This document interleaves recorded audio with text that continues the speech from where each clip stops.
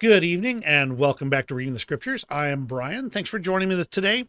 We're going straight into Acts chapter 25, and boy, has this been quite the story about Paul and his appearing before these various Roman authorities after being accused of such horrendous things by the Jews. So let's go ahead and see what he does today in chapter 25. Paul, before Festus, appeals unto Caesar. Agrippa desires to hear Paul. Now when Festus was come into the province, after 3 days he ascended from Caesarea to Jerusalem. Then the high priest and the chief of the Jews informed him against Paul, and besought him, and desired favor against him, that he would send for him to Jerusalem, laying wait in the way to kill him.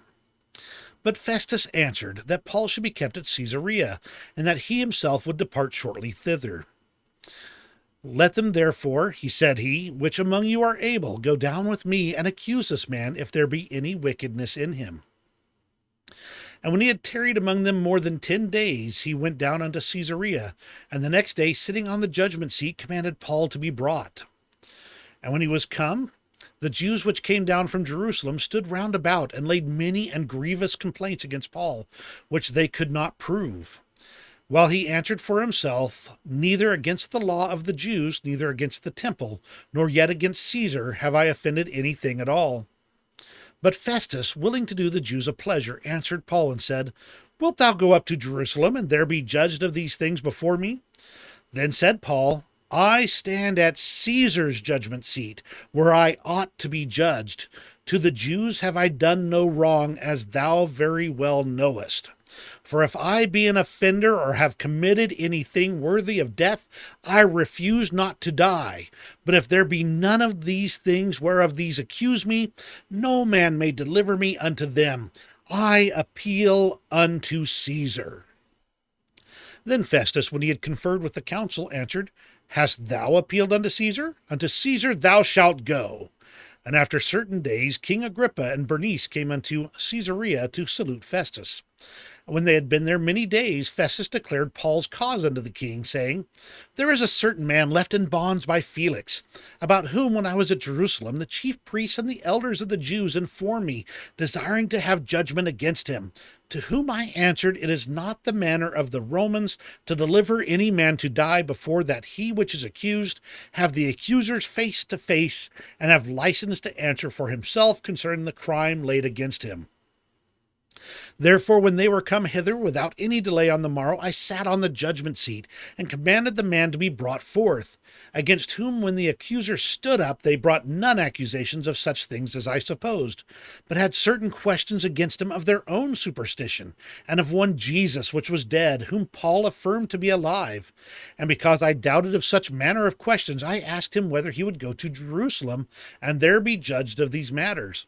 But when Paul had appealed to be reserved unto the hearing of Augustus, I commanded him to be kept till I might send him to Caesar. Then Agrippa said unto Festus, I would also hear the man myself.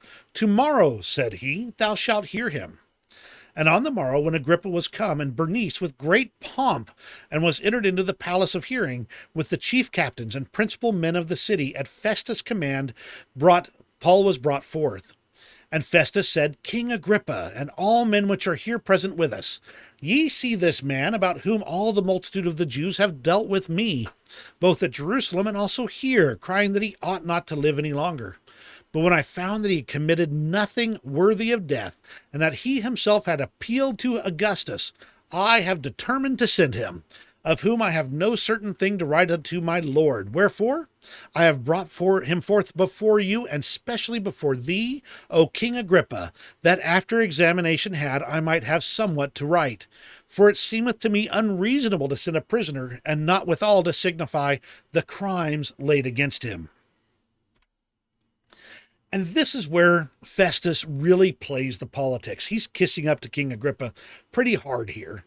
And more to the point, he knows he doesn't have a legal leg to stand on, at least not to retain Paul here or send him off to be, murdered by the Jews.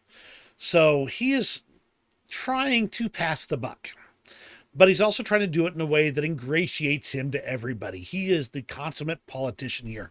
And I love that he's saying, look, I don't have anything to write. I have nothing to accuse him of.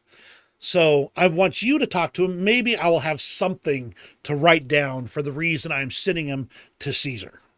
So that's my thoughts for today. Really awesome. The story, if you really read the scriptures and look at the stories alone, they're truly gripping stories that are in the scriptures, but they also teach so much.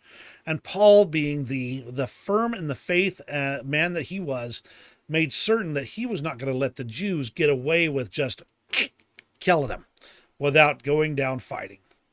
And that's everything for today. Thank you very much for joining me. You have a great rest of your day, and we'll see you tomorrow.